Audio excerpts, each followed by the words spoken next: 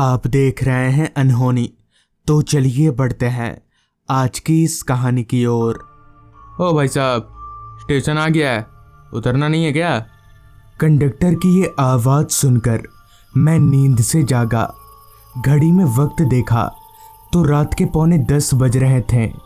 लिहाजा मैं ज़्यादा वक्त ना गवाते हुए बस से नीचे उतरा और दौड़ते हुए रेलवे स्टेशन की ओर भागने लगा, क्योंकि मेरी ट्रेन 9:47 पर यहाँ से खुलने वाली थी।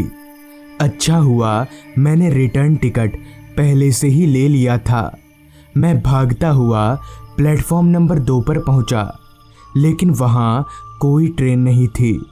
प्लेटफॉर्म नंबर 2 की पटरियों को खाली पाकर मैं घबरा गया, कहीं मेरी ट्रेन चली तो नहीं गई।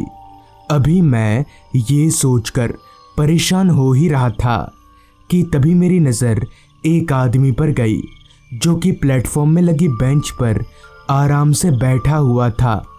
मैं चलकर उन सज्जन के पास गया और पूछा, भाई साहब, ये 9:45 वाली ट्रेन निकल गई क्या? इस पर उन सज्जन ने कहा, नहीं, ट्रेन लेट चल रही है। ये सुनकर मैंने राहत की सांस ली और उन्हीं सज्जन के बगल में बेंच पर बैठ गया। ठंड का मौसम था, ऊपर से दिसंबर के महीने की ठंड, जिसमें अमूमन सारे इंसान कांप जाते हैं।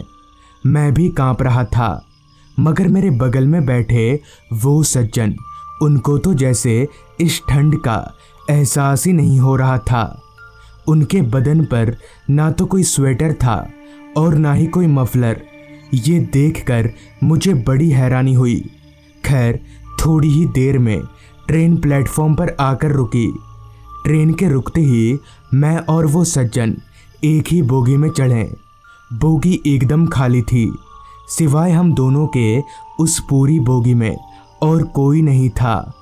खैर, मैं एक सीट पर बैठा तो ठीक मेरे सामने वाली सीट पर वो सज्जन बैठे, जिनके बाद शुरू हुआ एक खौफनाक सफ़र।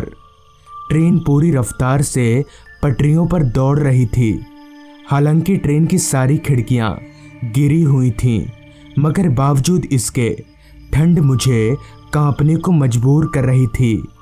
तभी मैंने कांपते कांपते उन सज्जन से कहा, भाई साहब, आपको ठंड नहीं लग रही है क्या?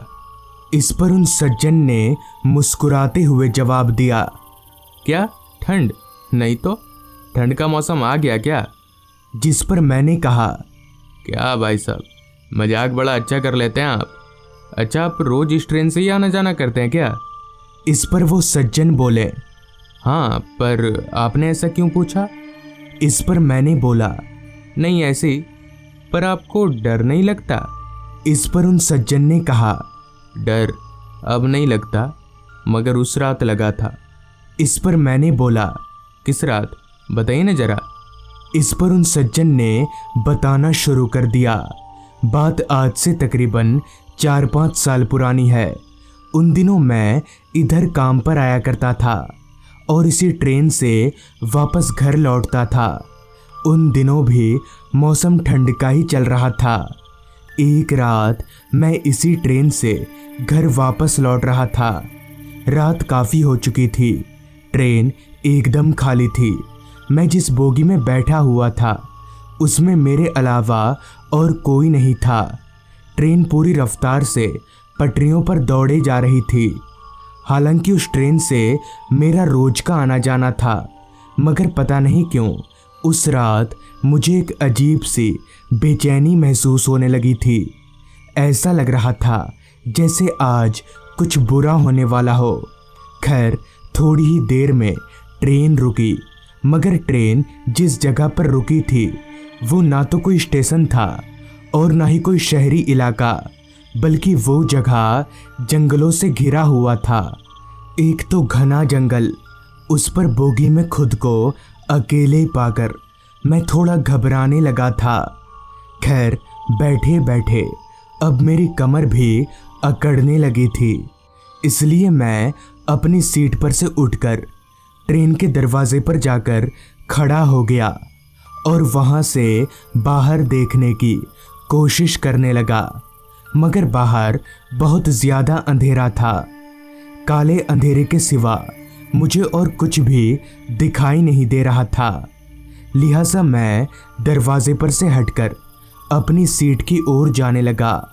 फिर जैसे ही मैं अपनी सीट के पास पहुंचा तो मेरी हैरानगी की कोई सीमा ना रही, क्योंकि अब मेरे सीट के ठीक सामने वाली सीट पर काली शॉल ओढ़े एक आदमी बैठा हुआ था। मगर ये आदमी आया कहाँ से? यहाँ तो आसपास कोई स्टेशन भी नहीं है, और अगर ये यहाँ से ही चढ़ा है तो फिर इसके चढ़ने की आवाज़ मुझे क्यों नहीं आई? जहन में उमड़ते इन सवालों को लेकर मैं अपनी सीट पर बैठ गया। मेरे बैठने के कुछ देर बाद ही ट्रेन भी खुल गई। मैं अभी भी उस आदमी को ही देख रहा था। उस आदमी ने अपना पूरा शरीर उस काले रंग के शॉल से ढक रखा था, यहाँ तक कि उसके पैर भी नहीं दिख रहे थे। ट्रेन अपनी पूरी रफ्तार से अभी पटरी पर दौड़ ही रही थी कि तभी वो शॉल वाला आदमी थोड़ा सा हिला और शॉल के अंदर से अपना हाथ निकालकर उसने सामने वाली खिड़की को खोल दिया, जिससे ठंडी ठंडी हवा ट्रेन के अंदर आने लगी। ऐसा लग रहा था जैसे कोई बाहर से बर्फ फेंक कर मार रहा हो। तभी मैंने उस आदमी से बोला, अरे भाई साहब, खिड़की बंद करिए, हवा आ रही है। मगर इस बार ना तो उस आदमी ने खिड़की बंद किया और ना ही मुझे कोई जवाब दिया। मैं समझ गया कि ज़रूर दाल में कुछ काला है या फिर ये कोई पागल वागल होगा, इसलिए मैंने बात को ना बढ़ाते हुए खुद ही खिड़की बंद कर लिया। वो आदमी किसी मूर्ति की तरह बस सीट पर बैठा हुआ था, यहाँ तक कि उसकी पलकें भी नहीं झपक रही थीं। खिड़की बंद करके आराम से बैठे हुए अभी मुझे थोड़ा वक्त बीता ही था कि तभी शॉल वाले आदमी ने फिर से खिड़की खोल दिया। उस आदमी को फिर से खिड़की खोलता देख मुझे बहुत तेज गुस्सा आया और मैंने उस आदमी को फटकार लगाते हुए कहा, अरे तुम पागल हो क्या? मना कर रहा हूँ बार बार, खिड़की मत खोलो, समझ नहीं आ रहा? मगर फिर से उस आदमी ने कोई जवाब नहीं दिया। गुस्से से तिलमिलाकर अभी मैं खिड़की बंद करने के लिए अपना हाथ आगे बढ़ा ही रहा था कि तभी उस आदमी ने एकदम से मेरा हाथ पकड़ लिया। उस आदमी का हाथ बर्फ की तरह ठंडा था। अभी मैं उस आदमी से अपना हाथ छुड़ाने की कोशिश कर ही रहा था कि तभी मुझे ज़मीन पर अपने जूतों के नीचे कुछ गीला गीला सा महसूस होने लगा। मैंने नज़र घुमाकर नीचे देखा तो मेरा पूरा शरीर डर से कांपने लगा। उस जमा देने वाली ठंड में भी मैं पसीने से तर हो चुका था, क्योंकि मेरे जूतों के नीचे गीली सी वो चीज़ खून थी और वो खून उस आदमी के शॉल से होकर ज़मीन पर टपक रहा था। मैं ठिठक कर अपनी सीट पर से नीचे जा गिरा। तभी वो आदमी अचानक ही अपनी सीट पर से उठ खड़ा हुआ और अपना शॉल हटाकर ज़ोर ज़ोर से हंसने लगा। तो उसके शॉल हटाते ही जो देखने को मिला वो देखकर मेरा दिमाग सुन्न पड़ गया, क्योंकि उस आदमी के दोनों पैर गायब थे और वहीं से खून बह रहा था। वो आदमी हवा में उड़ते हुए मेरी ओर बढ़ रहा था। उसे मेरी ओर बढ़ता देख मैं बहुत ज़्यादा डर गया और घबराहट के मारे बिना कुछ सोचे समझे चलती ट्रेन से नीचे कूद गया। इतना बोलकर वो सज्जन चुप हो गए, जिस पर मैंने कहा, वाह, आपकी किस्मत बहुत अच्छी थी जो आप ट्रेन से कूदने के बाद भी बच गए। इस पर कुछ देर चुप रहने के बाद उन सज्जन ने मुस्कुराते हुए जवाब दिया, नहीं भाई साहब, चलती ट्रेन से कूदने के बाद कोई नहीं बच पाता। इतना बोलकर वो सज्जन अपनी जगह से उठकर खड़े हो गए और ट्रेन के दरवाजे की ओर जाने लगे। ट्रेन के दरवाजे पर जाकर वो सज्जन एक दफ़ा मेरी ओर पलटे तो उनका चेहरा देखकर मेरा कलेजा कांप गया। उनका चेहरा पूरा कटा फटा था और उनकी एक आंख गायब थी।